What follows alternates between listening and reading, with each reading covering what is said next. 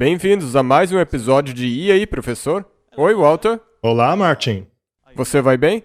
Eu vou muito bem, obrigado. Que bom. Vamos abrir com uma palavra de oração. Nosso Pai Celeste, nós pedimos que Tu ilumine nossas mentes, abençoe essa conversa com o Teu Espírito Santo e obrigado por nos permitir realizá-la. Nós pedimos em nome de Jesus. Amém. Amém? Martin, nós estamos vivendo nos últimos dias. Eu também acredito que nós estejamos rumando velozmente para o clímax dos séculos. Portanto, é importante que compreendamos as questões envolvendo o fim do tempo da graça, Aham. a chuva serôdia e tudo o que se relacione a isso. É.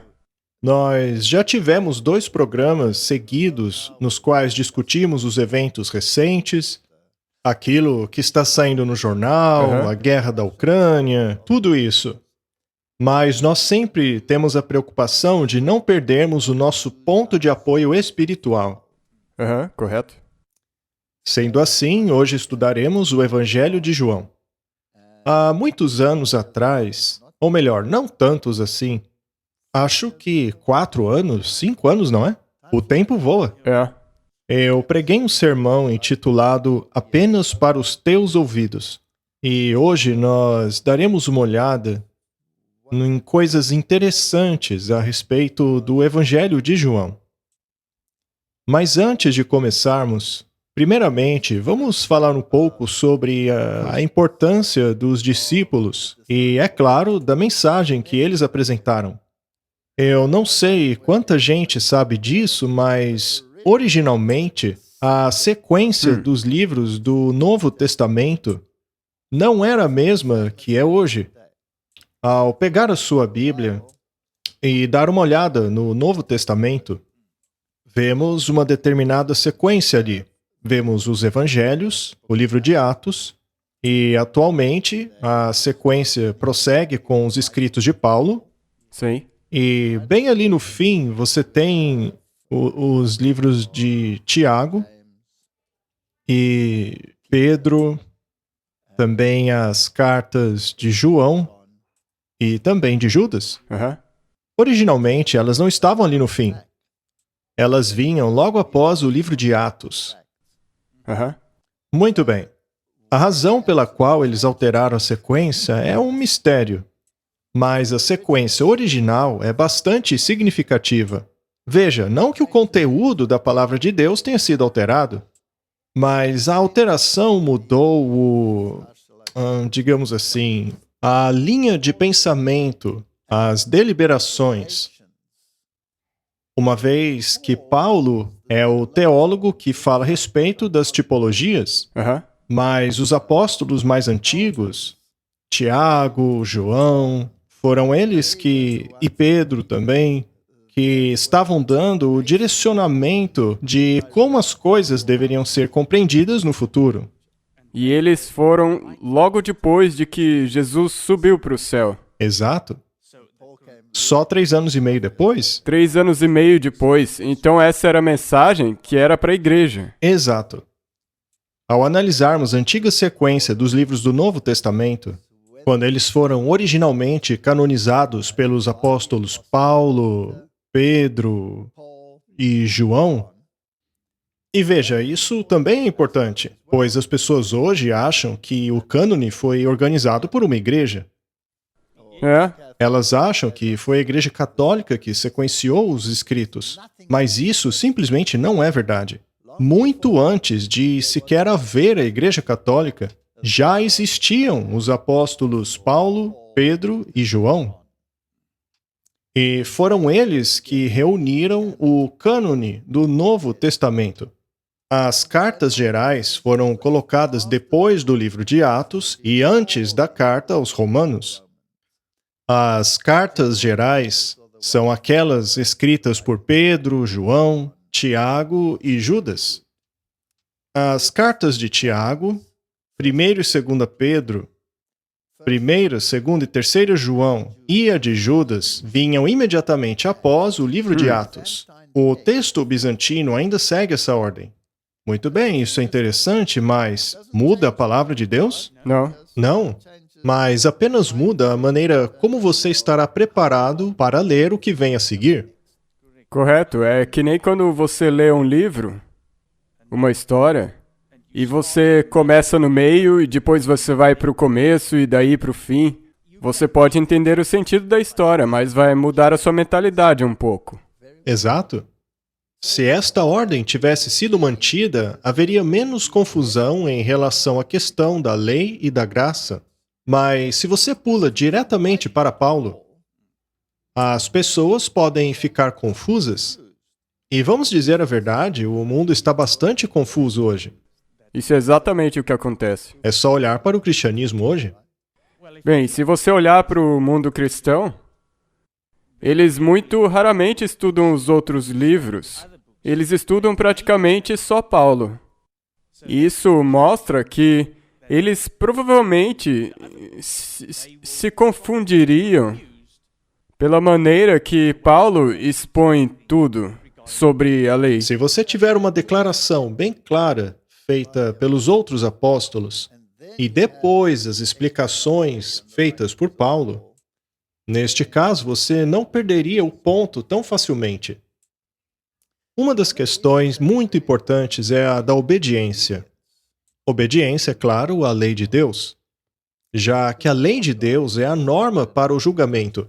Sim, e ela também é o padrão com base na qual o pecado é definido. Sim, porque o pecado é a transgressão da lei. A verdade é que não há nenhum governo no mundo que não baseie sua justiça na lei. Não é verdade? Aham.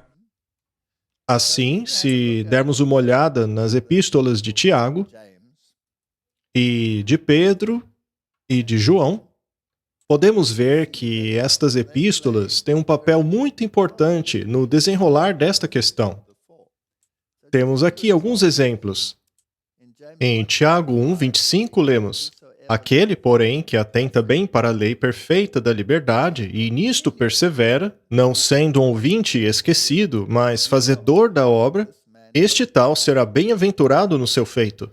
Esse verso coloca muita ênfase na obediência.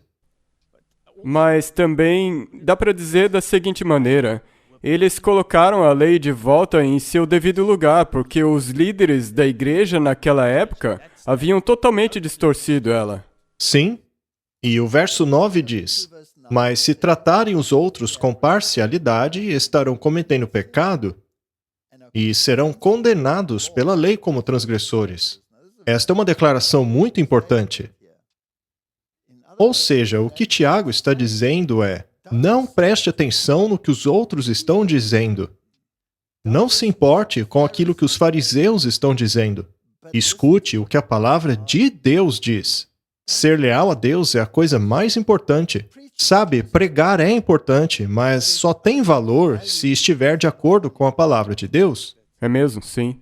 As pessoas ficam muito presas às outras pessoas. O problema é que quando as pessoas as desapontam, elas jogam fora toda a religião e passam a crer em nada. Mas não deve ser assim. Nossa âncora é a palavra de Deus.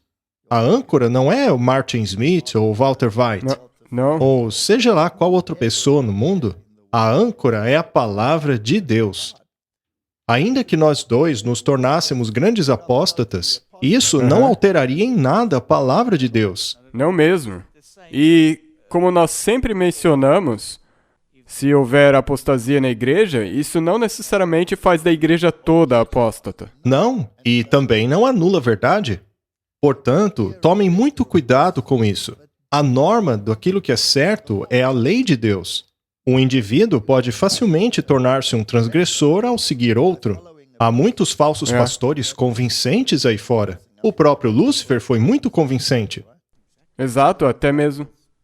Mesmo se você seguir o Espírito, você pode estar totalmente no erro se o Espírito não estiver de acordo com a lei. A lei é o testemunho, ou seja, a Bíblia toda.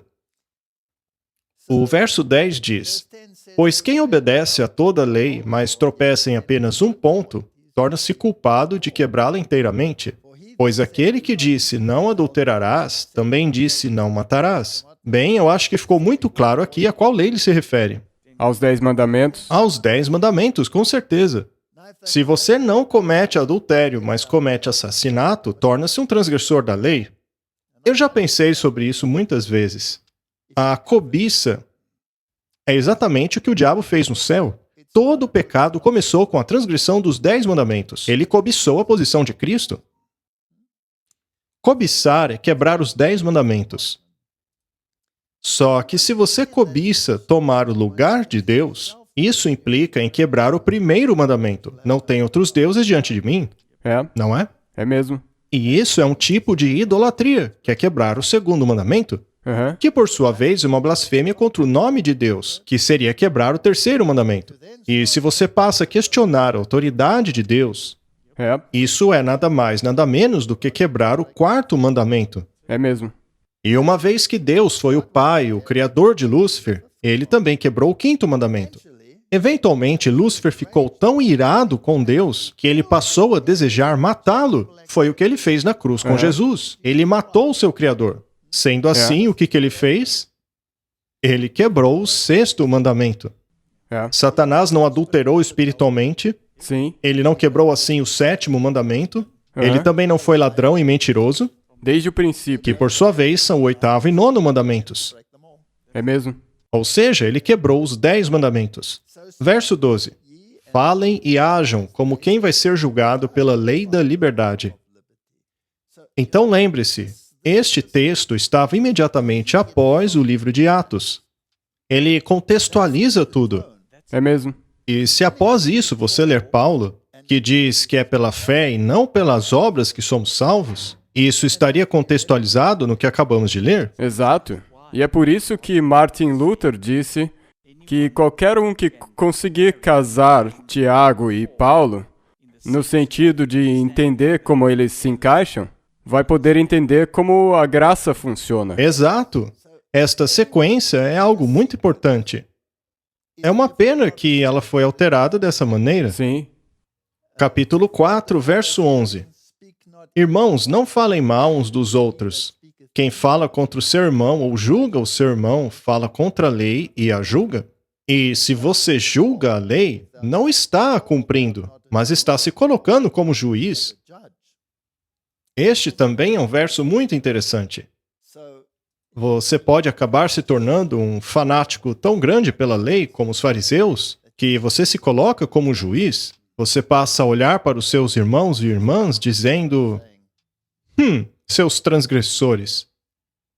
O problema é que somos todos transgressores, não é? Sim. E quando passamos a criar definições não necessariamente baseadas na palavra de Deus, mas nas nossas opiniões, como os fariseus, por exemplo, então todo aquele que não faz exatamente o que você quer passa a ser um transgressor da lei.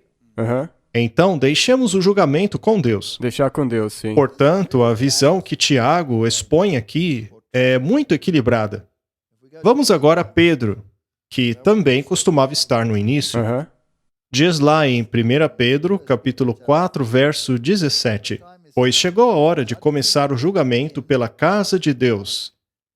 E se começa primeiro conosco, qual será o fim daqueles que não obedecem ao evangelho de Deus? Será que Pedro considerava a lei importante? Ah, com certeza. E ele disse, começa comigo. E então ele diz esse verso muito interessante, que muitas pessoas gostariam que não estivesse na Bíblia. E se ao justo é difícil ser salvo, o que dizer então do ímpio e pecador? Em outras palavras, seja humilde, não seja presunçoso. Não se coloque num pedestal. Essa palavrinha, presunção.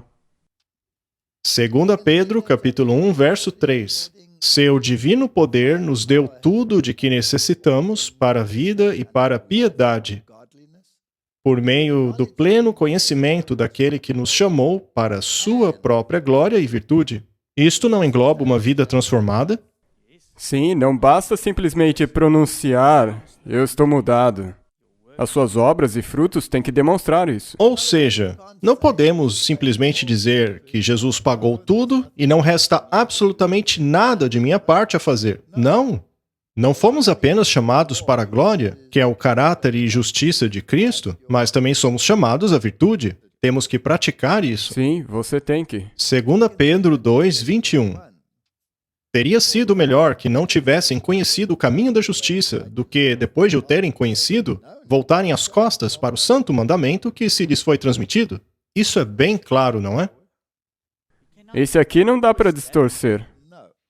Em outras palavras, teria sido melhor não ter conhecido a justiça do que ter voltado as costas ao que foi entregue em termos da obediência e todas essas questões?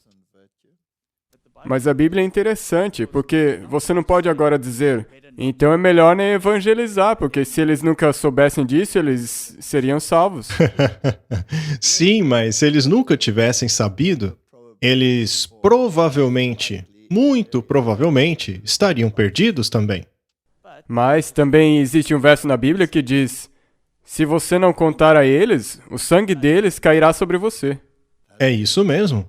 Sabe, há também uma citação no Espírito de Profecia que diz: quase, mas não completamente salvo, é o mesmo que totalmente perdido. É. Muito bem colocado, não é? Vamos agora a João. Mas comecemos pelo Evangelho de João. Este é Jesus falando. Aquele que tem os meus mandamentos e os guarda, este é o que me ama. E aquele que me ama será amado de meu Pai, e eu o amarei e me manifestarei a ele. Esta é uma promessa. É. Se você quiser que Jesus se manifeste, tornando conhecido os seus princípios, então é melhor você guardar os mandamentos. E também é importante lembrar aqui que é Ele que te empodera, que te dá poder para guardar os mandamentos dele. E daí ele pode se manifestar. Exato. Leiamos agora as próprias palavras de João. Aquele que diz, eu o conheço, mas não obedece aos seus mandamentos, é mentiroso, e a verdade não está nele. Suponha que você tenha lido a Bíblia nesta sequência, e tenha sido apresentado a elas desta forma. Será que você ficaria confuso quando Paulo diz que você não é salvo pela lei, mas pela graça? Não, porque você já saberia, ok, a lei é importante. E então, quando Paulo diz isso, ele está tentando te dizer, não deixe que o guardar a lei se torne uma atividade humana. O guardar a lei deve ser uma atividade divinamente manifestada. Vamos ao livro de Judas, no verso 3. Amados, embora estivesse muito ansioso por lhes escrever acerca da salvação que compartilhamos, senti que era necessário escrever-lhes insistindo que batalhassem pela fé de uma vez por todas, confiada aos santos. Pois há certos homens, cuja condenação já estava sentenciada há muito tempo, infiltraram-se dissimuladamente no meio de vocês. Estes são ímpios e transformam a graça de nosso Deus em libertinagem e negam Jesus Cristo, nosso único soberano e Senhor. Será então possível transformar a graça de Deus em algo condenável? Infelizmente, sim. As pessoas conseguem transformar isso numa condenação. Muito bem. Então, estes são os textos que vinham imediatamente após os evangelhos. Eles são bastante claros. Vamos agora ao Evangelho de João. Sabe, eu acho o Evangelho de João fascinante. Este é um pequeno resumo. Vamos ler. O Evangelho de João é diferente dos evangelhos sinóticos, ou seja, os evangelhos de Mateus, Marcos e Lucas. Estes são os evangelhos sinóticos. Eles basicamente são testemunhos oculares, junto com um pouco de história, que nos dizem exatamente o que aconteceu. Eles exibem muitos dos ensinamentos e da metodologia utilizada por Jesus. Elas foram nos apresentadas por 3 testemunhas. Ah, e por 2 ou 3 testemunhas toda a palavra será estabelecida, não é? Muito bem. Mas o Evangelho de João é totalmente diferente. Este Evangelho se preocupa fundamentalmente com a última semana de Jesus aqui na Terra. E este Evangelho contém muitas porções que não estão lá nos outros Evangelhos. O Evangelho de João não apresenta parábolas. Isso é interessante, não? É. Ele relata 7 milagres de Jesus, dos quais apenas 2, que por sua vez são a alimentação dos 5.000 e o caminhar pela água, estão nos outros evangelhos também. Interessante? É. Os milagres relatados por João testificam da divindade de Cristo em uma maneira especial. O Evangelho de João tem uma ênfase diferente. Ela enfatiza a divindade de Cristo e traz uma mensagem muito especial para aqueles que receberiam a chuva temporã e, por implicação, a chuva serôdia. É. A transformação da água em vinho trata a respeito da purificação especial. Esta também é uma história muito interessante na Bíblia. Pois quando Cristo transformou a água em vinho, muitas pessoas utilizaram isso como uma licença para encher a cara, o que não tem nada a ver com o milagre. Exatamente. Pois a água que foi utilizada passou pelo vaso da purificação, Sim, onde eles faziam a cerimônia da purificação, a lavagem das mãos e a lavagem dos pés, Aham. que era uma lavagem cerimonial. Foi esta água que ele utilizou. Aqueles jarros de pedra que estavam do lado de fora, que possuíam torneiras para lavar seus pés e mãos, Sim. foi isso que ele encheu de água e então a transformou em vinho, para assim representar seu sangue. Isso mesmo. Sendo assim, o que ele estava fazendo era mostrar que haveria uma purificação superior do que aquela purificação por água. Sim. E se você não fizer parte desta purificação, você não tem parte em mim. Então, é um milagre brilhante, que infelizmente pode ser rebaixado ao nível mundano se você ignorar a tipologia. E se você simplesmente usar a sua lógica e pesquisar um pouco, você vai ver que aquelas talhas de pedra representavam provavelmente por volta de 800 litros de Sim. água. Então, se você quiser considerar que Jesus, na última parte do casamento, transformou a água para 800 litros de vinho para um casamento, eu não acho que é assim que ele agiria. Com certeza não. Aquele vinho não era fermentado, pois um vinho fermentado seria símbolo de pecado. Na Bíblia, fermentação é um símbolo para pecado. Sendo assim, tudo isso precisa ser compreendido no contexto correto. A alimentação dos 5.000 engloba a humanidade. Temos aí a menção de um milagre muito importante. Jesus os alimenta com o pão da vida. Era um símbolo de seu corpo, um símbolo dele mesmo. E o número 5 é símbolo da humanidade. Temos 5 sentidos. Isto, portanto, representa toda a humanidade sendo alimentada pelo pão da vida. Vamos agora ao milagre de caminhar sobre o mar. O mar, na profecia, simboliza povos, nações e línguas, reinos. Isso quer dizer que ele é o mestre do mar. Ele é o Senhor do universo. Ele está acima até mesmo das leis da natureza. Ele não está submisso a elas. Ele as domina. Isto simboliza o seu domínio, a sua divindade. Já a cura do filho do representante real é um exemplo da fé incondicional em sua palavra. Aquele oficial do rei teve muita fé e disse a Jesus que não era sequer necessário que ele fosse até a casa dele, bastava que Jesus dissesse uma palavra e seu filho seria curado. Esta é uma fé destemida. É este tipo de fé que Jesus requer do seu povo. E é interessante o fato de que muitas vezes aqueles que não fazem parte de seu povo, como por exemplo oficiais romanos e centuriões, acabaram sendo exemplos perfeitos dessa fé. Sim, eles entenderam corretamente. Exatamente.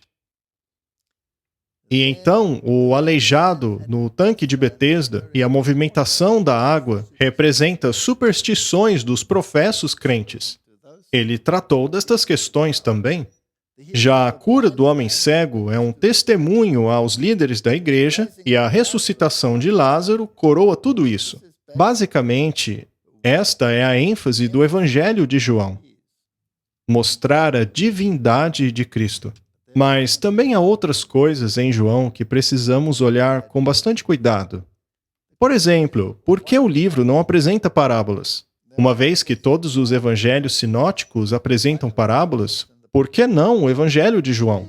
Bem, o próprio Jesus disse que as parábolas eram para os desinformados, mas para o seu povo ele falava claramente. A parábola é um método brilhante de ensino. Ela permite que o ensinamento não seja direto demais, o que poderia resultar em muita consternação. Pela parábola, você vai pelas beiradas. Sim. E também, algumas vezes, para algumas pessoas, explicar através de uma parábola fica mais inteligível. De outra maneira, eles não entenderiam. É uma lição indireta. Exatamente. João 16:25 diz: Estas coisas eu disse a vocês em parábolas. Porém, chega a hora em que não vos falarei mais por parábolas, mas abertamente vos falarei acerca do Pai. Portanto, o Evangelho de João é uma conversa direta. É um testemunho bastante direto. E é interessante que foi justamente este testemunho que enfureceu os fariseus, assim como os demais líderes. Foi um ensinamento bastante direto e claro aos discípulos. Muito bem, olhando para a estrutura do livro agora. Os primeiros 13 capítulos tratam destas questões, mas muitas delas ocorreram na última parte da vida de Cristo. Aham. Os capítulos 13 a 17 do Evangelho de João tratam das últimas horas da vida de Jesus. Veja quantas coisas importantes ocorreram apenas nas últimas horas da sua vida. Sim. E o interessante é que o espírito de profecia também diz que você deveria passar uma hora pensando cada dia sobre as últimas horas de Jesus Cristo. Sim, seria ótimo se fizéssemos assim. Também há instruções especiais dadas aos seus discípulos escolhidos, e os últimos capítulos tratam da crucifixão, ressurreição e dos eventos antes da ascensão de Jesus. Portanto, há uma parte significativa dada aos discípulos no último dia, na última parte do dia. Depois da partida de Judas, nenhum deles foi deixado a se perder. Veja, Martin, é interessante que Judas acabou indo embora, Sim. mas todos os outros estão no livro da vida. Seriam eles a receber a chuva temporã, e assim, acredito eu, será também no fim. A chuva serôdia cairá sobre aqueles que foram purificados da síndrome de Judas. Quando Judas for embora, aqueles que ficarem receberão a chuva serôdia. No final dos tempos, quando os Judas saírem, aqueles que ficarem, aqueles que perseverarem, receberão a chuva serôdia. Então, aqui há uma mini... Isso aqui foi uma mini sacudidura. Uma sacudidura. E também Deus retirou o joio. Sim, ele disse a Judas: faça o que tiveres que fazer. Veja, Judas fez uma escolha em seu coração. Deus conhecia esta decisão, e ele não o impediu, É mesmo? pois ele sabia que Judas não voltaria atrás. Então ele disse: seja lá o que você for fazer, faça logo. Os outros discípulos não sabiam do que se tratava aquilo. Eles Não. pensaram que ele foi embora buscar alguma coisa. E depois desta purga, os discípulos receberam uma mensagem somente para os seus ouvidos. Então isso... Depois que Judas foi embora, É. aquilo não foi pregado à multidão, mas para o encorajamento deles. Deveria equipá-los para a tarefa de pregar a mensagem com poder. Foi uma informação que os separou e fortificou contra os erros dos escribas e fariseus. Ou seja, eles foram tão firmados na verdade que não podiam ser abalados. Eles mesmo. foram selados. Aham. A hora do O selamento. tempo do selamento. Da mesma maneira, precisamos ser inoculados contra estes erros. Todo vento de doutrina estará soprando. E em meio a tudo isso, precisaremos estar firmes na doutrina verdadeira. Eu acredito que estamos vivendo isso agora mesmo. Estamos na última ceia. Muito em breve haverá a sacudidura. Judas se levantará da mesa e irá embora. Mas há pessoas dizendo que os discípulos devem sair e Judas ficar. Não, é o contrário, gente. Não existe um povo que saia de Laodiceia. Não, Aquilo que é ruim será cuspido. exato. Seja lá o que vocês forem fazer, façam logo. O Judas tem que sair. Judas vai sair. E será que Judas acusa os irmãos? Ah, com certeza. E ele vai... Judas com certeza acusará os irmãos. E é ele que vai trazer os líderes para te perseguirem. Tudo isto é uma tipologia muito interessante. Precisamos compreendê-la. Precisamos gastar horas contemplando essas questões. João 17, verso 12. Estando eu com eles no mundo, guardava-os em teu nome, tendo guardado aqueles que tu me deste, e nenhum deles se perdeu, senão o filho da perdição, para que a Escritura se cumprisse. Aqueles que receberam a chuva temporã, aqueles 11 discípulos, nenhum se perdeu. É o que diz aí? É mesmo? Exceto, é claro, o filho da perdição, porque ele foi embora. Vamos dar uma olhada agora no que diz o Espírito de profecia em relação àquilo que podemos aprender com o Evangelho de João. Vamos lá. Precisamos estudar a palavra cientes de que Deus está falando conosco diretamente. Quando você lê a Bíblia, precisa ter fé de que está lendo a palavra de Deus. Isso é muito importante. Eu acho que nós já deixamos isso muito claro nos últimos episódios. Quão importante é a verdadeira palavra de Deus. Isso é muito importante. É preciso ter certeza de que aquilo que está lendo é de fato a palavra de Deus. Precisa também confiar que Deus protegeu a sua palavra. Muito bem, então vamos ler a citação. Apenas aqueles que leem as Escrituras como sendo a voz de Deus falando a eles são que verdadeiramente aprendem. Eles tremem diante da voz de Deus, pois para eles aquilo é uma realidade viva. Eles abrem seu entendimento à instrução divina e oram por graça, para que possam obter a preparação para o serviço. Será que a chuva serôdia é uma preparação para o serviço? Com certeza. Essa é a preparação para a obra mais importante que pode ser feita nessa terra. Conforme a tocha celestial é colocada em sua mão, aquele que busca a verdade vê a sua própria fragilidade, sua enfermidade, o desespero de procurar em si mesmo a justiça. Ela escreveu isso muito bem. Isso resume todos os escritos de Paulo. Ele vê que não há nele nada que o possa recomendar a Deus. Muito bem, voltemos aos primeiros discípulos agora. Naquela última ceia, eles tiveram 3 anos e meio de educação na Universidade de Cristo. Sim. E eles eram perfeitos? Não. Claro que não. Sim. Nós também somos imperfeitos. Exato. A caminho da última ceia, eles debatiam sobre quem era o maior. Eles estavam discutindo sobre quem sentaria à esquerda e à direita dele. Pois é, eles estavam cheios de si. Eles ainda não haviam percebido a verdadeira condição deles, que não havia nada que os pudesse recomendar.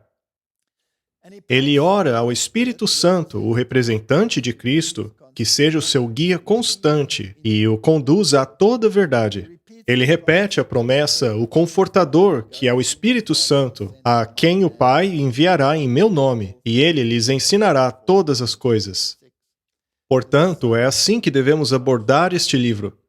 Ele é a instrução final dada pelo Deus do universo àqueles que serão os seus representantes. Então, quão importante isso pode ser? É inacreditável. Inacreditável. Temos aqui mais uma citação.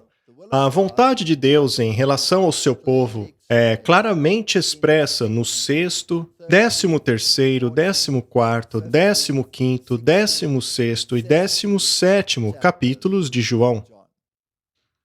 É esta parte em que Jesus fala aos seus discípulos de maneira intensa, instruindo-os naquilo que é importante em relação à sua missão.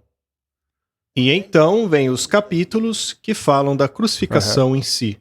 Portanto, precisamos compreender o 6º, 13º, 14º, 15º, 16º e 17º capítulos de João. O antídoto divino para o pecado no mundo todo está contido no Evangelho de João. Aquele que comer a minha carne e beber o meu sangue, Cristo declarou, tem a vida eterna, e eu o ressuscitarei no último dia. Ou seja, se não internalizarmos o caráter de Jesus, que está incorporado na obediência a todos os requerimentos de Deus, então perdemos o barco. E também se refere aos últimos dias. Então, essas palavras que Jesus disse aos discípulos ali, tipologicamente, elas são para nós ao nos aproximarmos do último dia. E é por isso que precisamos estudar isso. Ele pode morrer assim como Cristo morreu, mas a vida do Salvador está nele. Sua vida está escondida com Cristo em Deus. Eu vim para que tenham vida, disse Jesus, e para que a tenham mais abundantemente. Ele leva adiante o grande processo pelo qual os crentes são tornados um com Ele em sua vida presente, para serem um com Ele através de toda a eternidade. Algumas pessoas podem vir a morrer, mas se temos Cristo em nós, então não estamos mortos, temos a vida eterna. Eu estava pensando outro dia sobre quando Deus disse que o dia em que do fruto comerdes, você certamente morrerá. Sabe, aquilo, na verdade, foi uma declaração de misericórdia. Porque o diabo odeia aqueles que aceitaram a Cristo como seu salvador pessoal, e ele os persegue. Não os deixa em paz. Ele tenta destruí-los e torna suas vidas uma miséria. Portanto, o caminhar deste mundo aqui possui muitos buracos. E então você finalmente fica velho e cansado. E chega a um ponto que fica tão velho e cansado que deseja descansar. Então a morte torna-se misericórdia. E no descanso da morte, ninguém pode persegui-lo mais. Ninguém pode assombrá-lo. Ninguém pode tirar a sua paz. Eles podem até ir atrás dos seus restos, como fizeram ao desenterrarem Wycliffe. Eles moeram, queimaram os ossos e jogaram no rio. Fizeram isso por causa do ódio que tinham por ele. Mas não adiantou nada, pois Wycliffe não tem ideia do que aconteceu. Ele está totalmente em paz, descansando em Cristo, enquanto seus inimigos todos perturbados. Nem mesmo o cobrador de impostos pode persegui-lo lá. Não é verdade? Ninguém. Esse descanso, na verdade, é misericórdia. Sim. Mas quão maravilhoso será o dia da ressurreição. Existem aqueles hoje que apresentam falsidades como verdades, assim como os judeus apresentavam as máximas dos homens como o pão do céu. Dizeres sem valor nenhum são dados ao povo de Deus como se fossem alimento, enquanto almas estão famintas pelo pão da vida. Fábulas têm os desviado, e homens procuram costurar essas fábulas na verdade. Mas aqueles que fazem isso, um dia verão a sua obra como veem as inteligências do céu. Eles escolhem trazer ao fundamento madeira, palha e restolho, enquanto têm à sua disposição a palavra de Deus, com todas as suas riquezas e poder, de onde poderiam retirar preciosos tesouros da verdade. Será que essas citações são relevantes para nós hoje? Absolutamente importante. Quantas falsidades nós vemos? Quantos ventos de doutrina estão soprando mesmo dentro da igreja? Se não nos apegarmos à palavra de Deus, você pode até ir embora, mas foi Judas que foi embora. Temos aqui mais uma citação do Espírito de Profecia.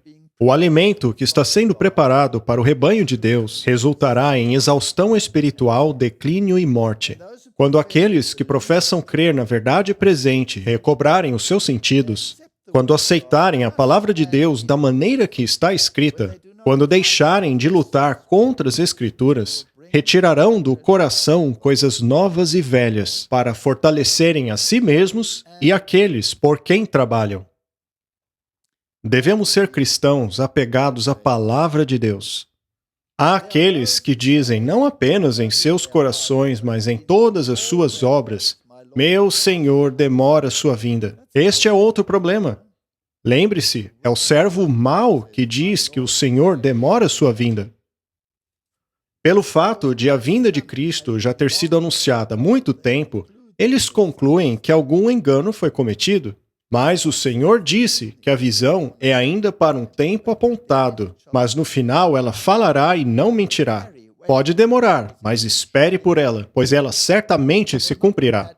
Ela não demorará após o tempo da mensagem ser levada a todas as nações, línguas e povos? Iremos nós, que alegamos sermos estudantes das profecias, esquecermos de que a paciência de Deus com os perversos é parte do vasto e misericordioso plano pelo qual Ele está procurando conduzir as almas à salvação? Seremos nós contados entre aqueles que, tendo cessado de cooperar com Deus, são achados dizendo, o meu Senhor retarda sua vinda? Não podemos cair nessa armadilha, Martin. Precisamos continuar pregando, Ele está vindo. Muito em breve. Muito em breve. É por isso que precisamos achar o equilíbrio. Precisamos encontrar o equilíbrio entre aquilo que acontece no mundo hoje, que mostra que estamos quase lá. Mesmo? Mas, ao mesmo tempo, precisamos daquela fortificação espiritual necessária para o tempo em que Ele estiver às portas. Realmente. Acho que chegou o momento de estudarmos o livro de João, não é? Sim, é aqueles capítulos que nos é aconselhado a estudar. Exato. Vamos dar uma olhada rápida em outras coisas também. Quando lemos o Evangelho de João, vemos imediatamente qual é a intenção de João. Conforme já dissemos aqui algumas vezes, o livro começa dizendo no início. Que outro livro começa assim também, Martin? Gênesis. Gênesis. Sabe, eu gosto muito dessas pequenas conexões que encontramos. No princípio era a palavra, e a palavra estava com Deus, e a palavra era Deus. E então ele fala da testemunha, e que essa testemunha foi João Batista. E ele testifica. E no verso 11, que aliás é o início de um novo parágrafo, diz assim: veio para o que era seu, e os seus não o receberam. Mas a todos quantos o receberam, deu-lhes o poder de serem feitos filhos de Deus, aos que creram em seu nome, os quais não nasceram do sangue, nem da vontade da carne, nem da vontade do homem, mas de Deus. Não há razão para sermos presunçosos. Somos salvos porque Deus nos resgatou, pois todos estávamos desviados. Foi Deus que nos chamou de volta. Então toda honra e glória pertencem a Deus. E a palavra se fez carne e habitou entre nós. E vimos a sua glória como a glória do unigênito do Pai, cheio de graça e de verdade. Este é João escrevendo, e não mais um filho do trovão. E o que o mudou? Somente Jesus poderia. Exato, ele contemplou sua glória. A divindade de Jesus. Ele viu que Jesus era Deus. João viu que ele era Deus. Mas o que foi que ele viu? Será que ele viu um Jesus glorioso? Na verdade, ele viu. Ele viu uma vez, lá no Monte da Transfiguração. Ele viu Jesus em sua glória. Mas o que foi que João viu antes deste evento, antes de ver Jesus em glória? O que foi que ele viu antes que mudou o seu caráter? Ele viu um homem que veio da pobreza. Ele viu uma pessoa despretensiosa. Ele viu um homem gentil. Ele viu uma pessoa simpática. Ele viu um homem que tinha uma paciência tremenda. Ele viu um homem sofredor. Ele viu a maneira com a qual Cristo lidou com seu sofrimento. E ele se maravilhou com aquilo. E após algum tempo, vendo tudo isso, ele pensou: eu queria ser assim. Eu sou um filho do trovão. Eu queria tanto ser como ele. Então, o que João viu foi o caráter de Jesus. É mesmo. E ele também viu a humildade, porque se você é o filho do trovão, digamos que a humildade não é uma virtude principal em você. Se você sempre se inflama e tem o pavio curto, eu consigo me identificar com isso, como eu costumava ser. Você tem pavio curto, Martin? É, tão curto quanto eu. Deus então te deu uma esposa para resolver seu pavio curto, Martin? Sim, ele me deu um para-raio. Ele te deu um para-raio. João testificou dele e clamou dizendo: este era aquele de quem eu dizia: o que vem depois de mim é antes de mim, porque foi primeiro do que eu. Quem era mais velho, João ou Jesus? João, ele tinha 6 meses a mais. Mas ainda assim ele disse que Jesus veio antes dele. Então ele sabia de alguma coisa? Aham. Certamente.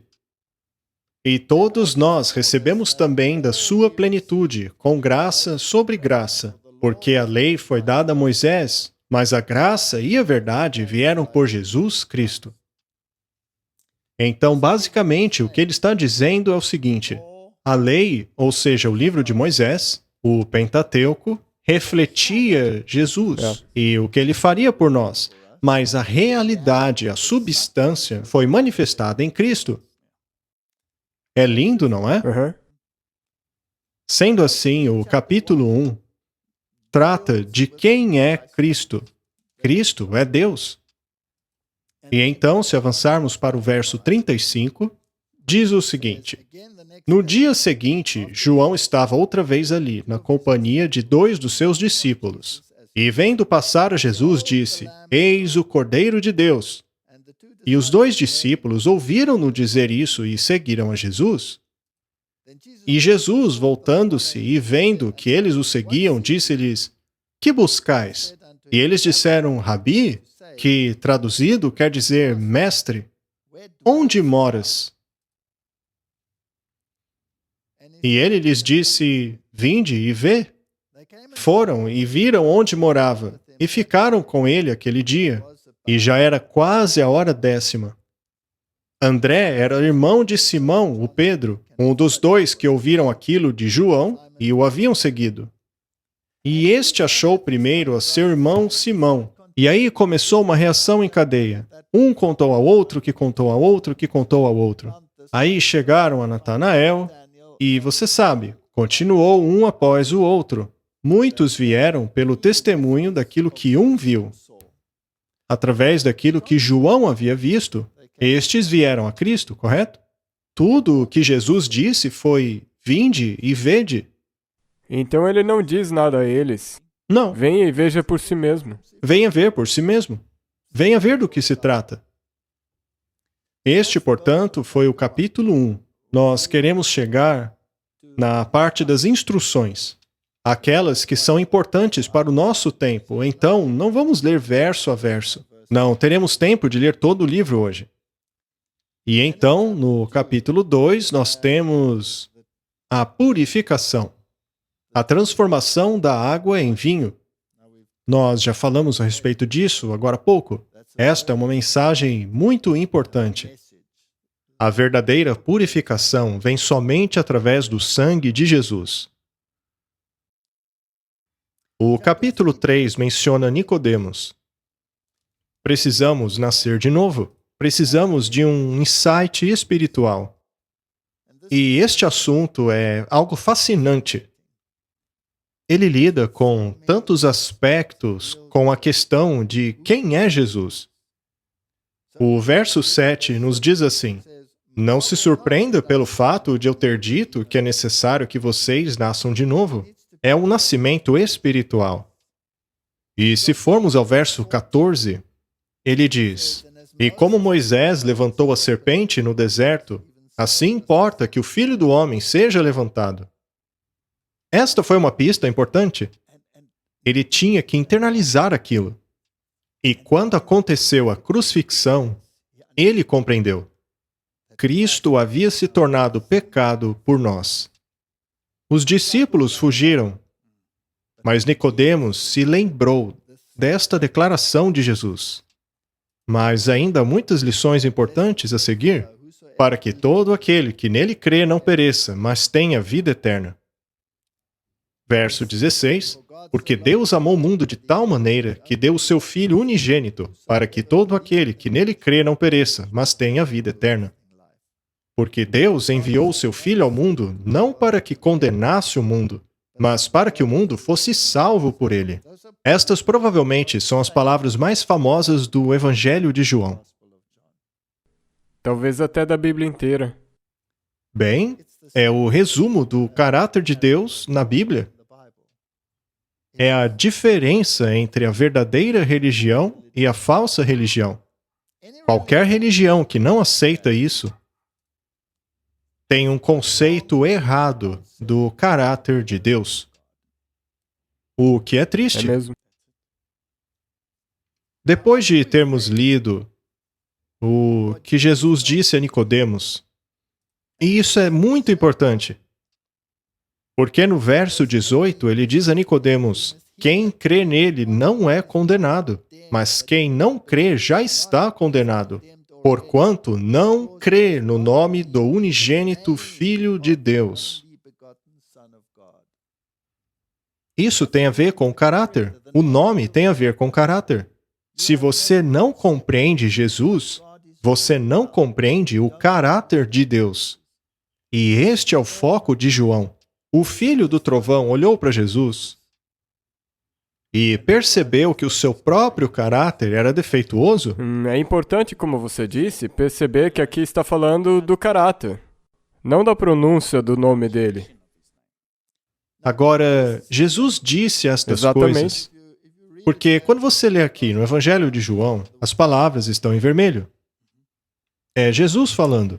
Agora, vamos para outra testemunha. Vamos para João Batista. Vá lá para o verso 22. E também o verso 23. Eu cheguei a sublinhar esses versos aqui na minha Bíblia. Se trata de apenas um parágrafo. Diz assim: depois disto, foi Jesus com seus discípulos para a terra da Judéia, e prolongou-se ali com eles e batizava.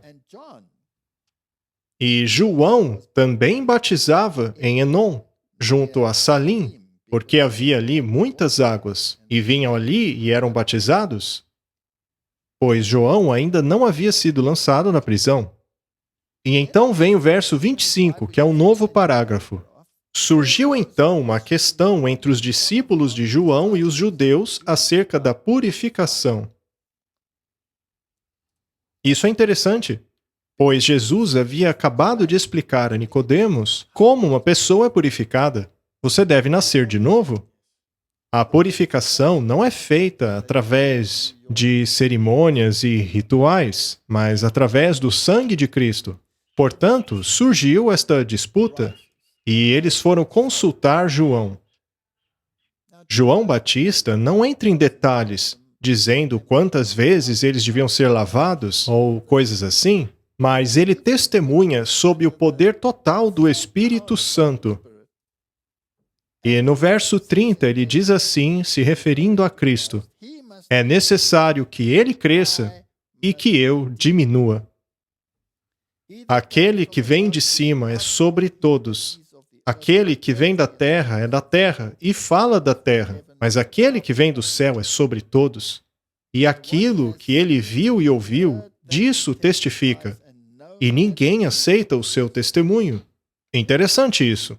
Temos aqui João dizendo que Jesus veio do céu e que ele está acima de todas as coisas e que tem conhecimento total da divindade, pois ele é Deus.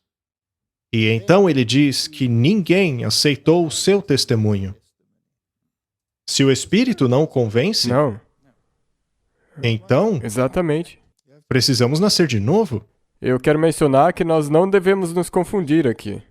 Esse João falando aqui é o João Batista. Exato.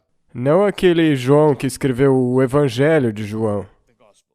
Correto. Não é o João que escreveu o Evangelho. Ele está citando João Batista. E lembre-se que eles eram discípulos de João Batista. E aqui João está dizendo algo interessante. A partir do verso 34 é dito assim: porque aquele que Deus enviou fala as palavras de Deus, pois não lhe dá Deus o Espírito por medida. O Pai ama o Filho e todas as coisas entregou nas suas mãos. Aquele que crê no Filho tem a vida eterna, mas aquele que não crê no Filho não verá a vida, mas a ira de Deus sobre ele permanece. Este é um testemunho poderoso, um testemunho de João Batista. Porque ele mostra o quão importante é ter fé, mesmo sem ter visto. E logo após esta conversa, no capítulo 3, onde temos a lição de Jesus para Nicodemos e a confirmação deste ensino pelo João Batista. E no capítulo 4, temos a mulher no poço de Samaria. Portanto, estamos indo do povo de Deus e seus representantes Nicodemos e aqueles que estavam ouvindo a mensagem de João Batista para os desprezados samaritanos. A história está no Evangelho de João para mostrar que Jesus não faz acepção de pessoas. Diferentemente do que os judeus teriam feito, a próxima história trata desta mulher, e mulher na Bíblia é símbolo de igreja. Portanto, a Igreja de Deus é composta de toda a humanidade, até mesmo os desprezados samaritanos. E esta mulher que reconheceu Jesus como sendo o Messias, correu para a cidade e disse: venham ver um homem que disse tudo a meu respeito. Ele sabe todas as coisas. Este é o Messias. Eu não tenho um pingo de dúvida. E isto mostra o quão abrangente... O amor de Deus é. Exato. Você acertou na mosca, Martin. E, na verdade, aqui é a primeira vez que Jesus diz claramente que ele é o Messias. Isto é incrível. Ele não disse a Nicodemos, não disse a mais ninguém. Mas ele disse a uma mulher samaritana. Ele, na verdade, não disse isso para aqueles que deveriam saber. Exato. E os versos 25 e 26 dizem assim: e a mulher disse-lhe: eu sei que o Messias, que se chama o Cristo, vem. Quando ele vier, nos anunciará tudo. E Jesus disse-lhe: eu o sou, eu que falo contigo. Inacreditável. Logo, para uma mulher samaritana, ele reconhece ser o Messias. O Messias. O que isso nos diz sobre evangelismo? Que você não deve se conter. Precisamos ir ao mundo que não conhece o Messias, que não conhece esta palavra, e dizer-lhes: Jesus é o Messias. É isso que temos que dizer. Então, Martin, há um grande trabalho a ser feito, pois uma grande porção do mundo nega que Jesus seja o Messias. Agora vamos para o capítulo 5. No capítulo 5 temos uma história interessante. Ela ocorre no tanque de Betesda. Lá estava um aleijado impotente, que já estava deitado há 38 anos.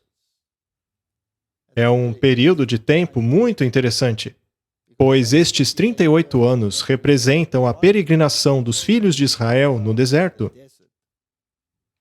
quando tiveram que voltar depois de já estarem em Canaã. Eles poderiam ter entrado, mas não entraram.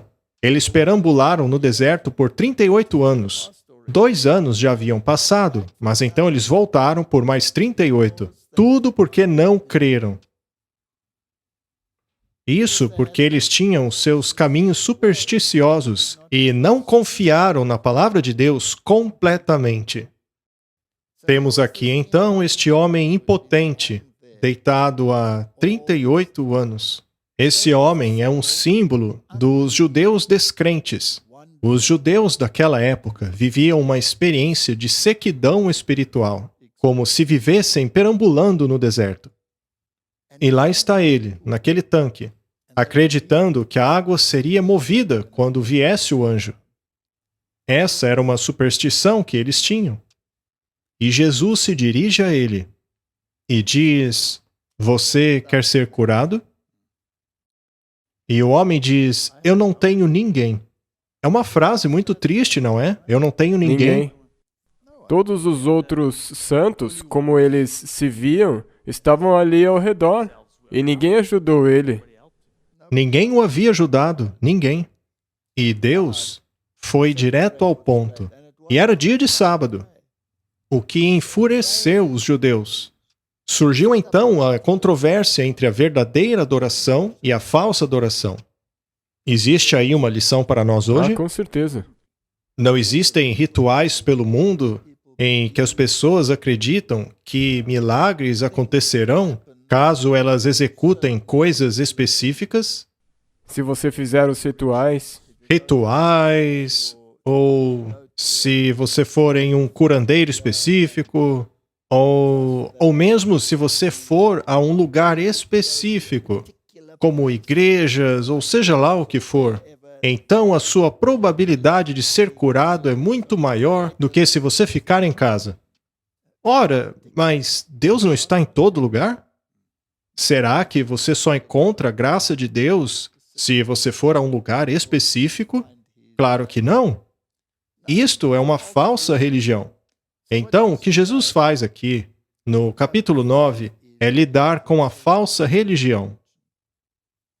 Esta cura ocorrida no tanque de Betesda foi um ponto crucial, muito, muito importante, pois ele criou a oportunidade não apenas para a iluminação, mas a partir do conflito que resultou entre Jesus e os fariseus, a verdade foi apresentada a eles, de forma que puderam ou aceitá-la ou rejeitá-la. Afinal, um grande milagre havia sido realizado. Eles testemunharam. Houveram tantas coisas acontecendo ao mesmo tempo, simultaneamente, como você mencionou. E ele estava ali de pé entre aquele homem e o tanque.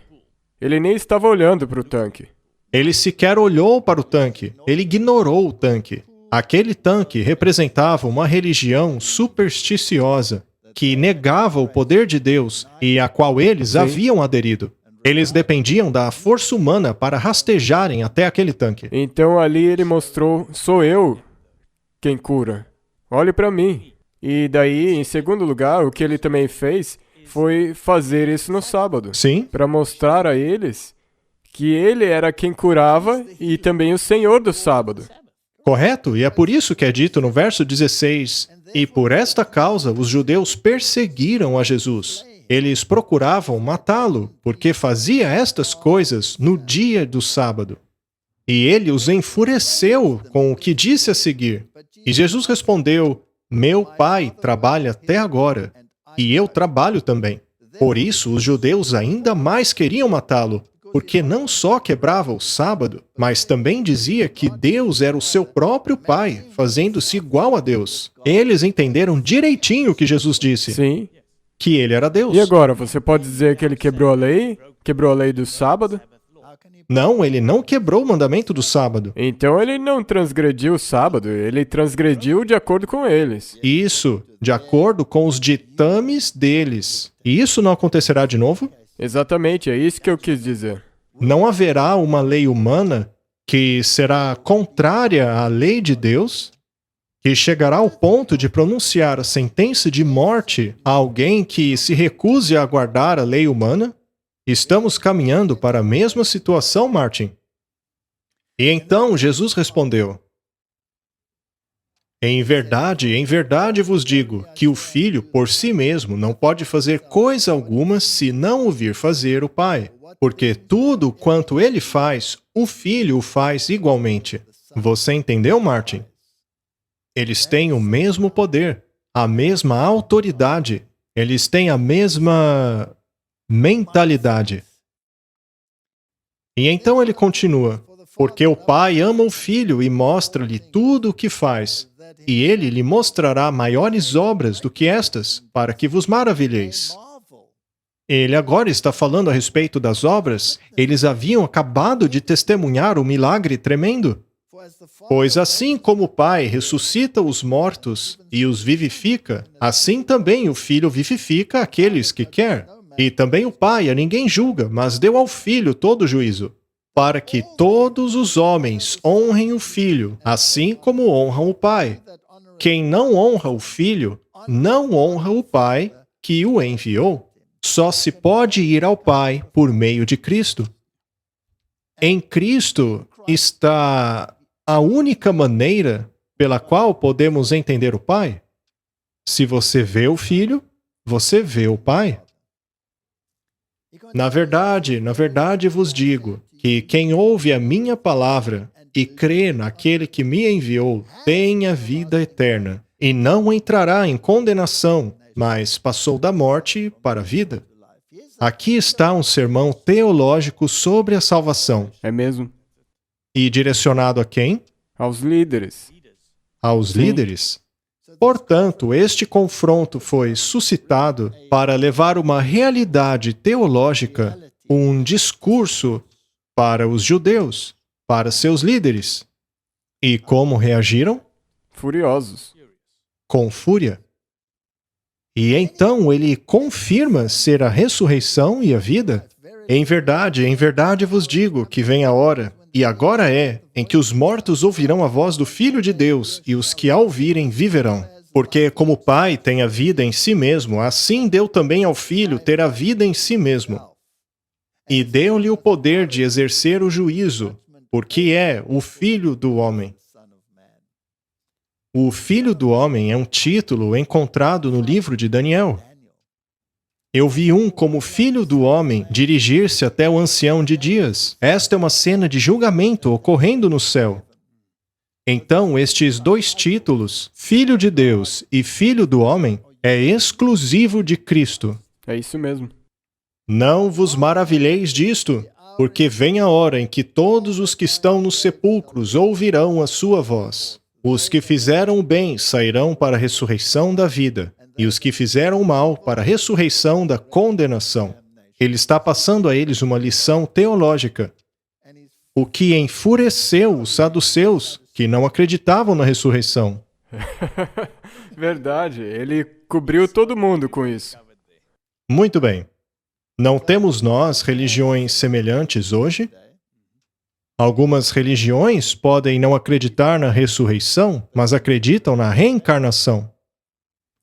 Temos aqui teologia da melhor qualidade. Ela nos revela a posição do Filho, nos diz que o julgamento foi dado a ele, nos diz que o poder da ressurreição está em sua palavra, que a ressurreição ocorrerá no último dia e que há duas ressurreições. Aqui não é mencionado o detalhe que estas ressurreições são separadas por um período de 1000 anos, mas isso está claro no livro de Apocalipse. Portanto, este assunto é perfeitamente compreensível. Vamos agora para o próximo verso. Se eu testifico de mim mesmo, o meu testemunho não é verdadeiro. É necessário mais que uma testemunha. E isso é muito importante. E há outro que testifica de mim. Eu sei que o testemunho que ele dá de mim é verdadeiro. Vós mandastes mensageiros a João, e ele deu testemunho da verdade. Eu, porém, não recebo testemunho de homem, mas digo isso para que vocês possam ser salvos. João era uma candeia que queimava e irradiava luz. E durante certo tempo, vocês quiseram alegrar-se com a sua luz. Jesus acabara de realizar um milagre poderoso. E agora ele testemunhava de si mesmo a eles. Ele disse, tudo bem, vocês não acreditam no meu testemunho, que eu sou o caminho, a verdade e a vida. De que eu tenho o poder da ressurreição à minha disposição, porque eu e o Pai somos um. Eu sou Deus. Eles tinham entendido que ele havia dito isso. E agora ele traz o testemunho de João. E ele diz que João testificou destas coisas, não é? Está no verso anterior.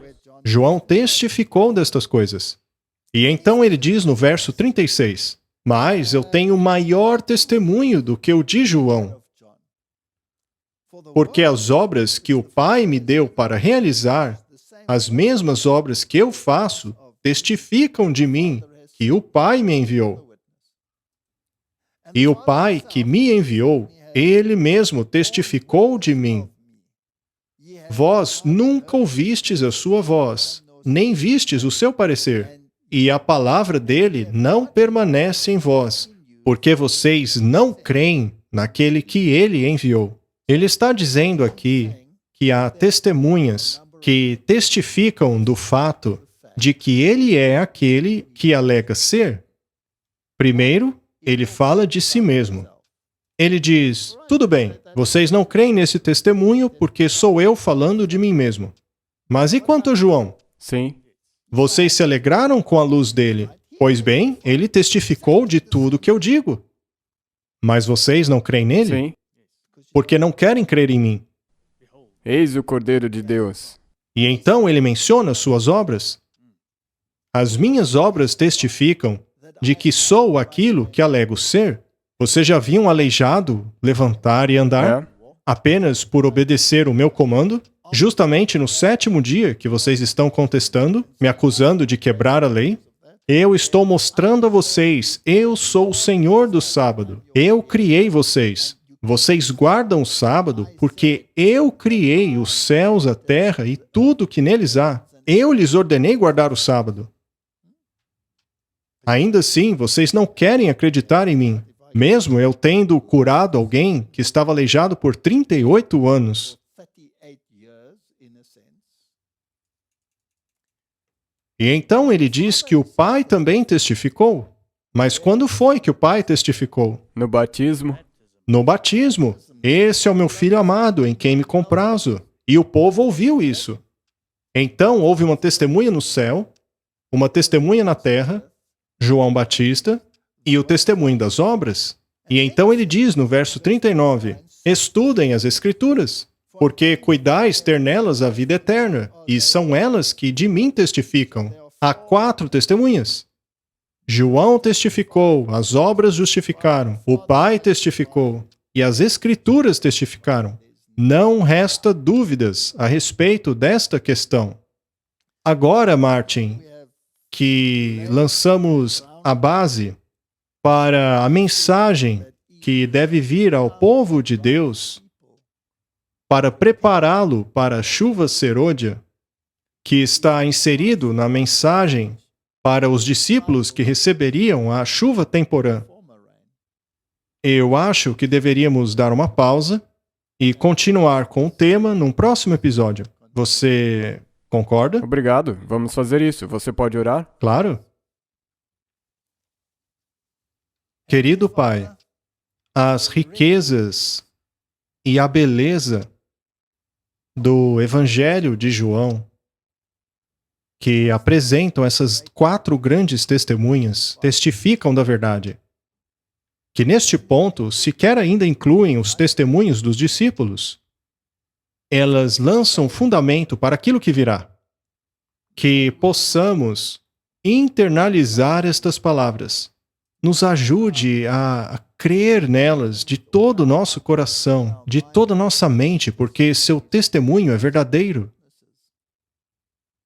Prepara-nos, Senhor, para o tempo em que o conflito final ocorrer. Esta é a minha oração em nome de Jesus. Amém. Amém.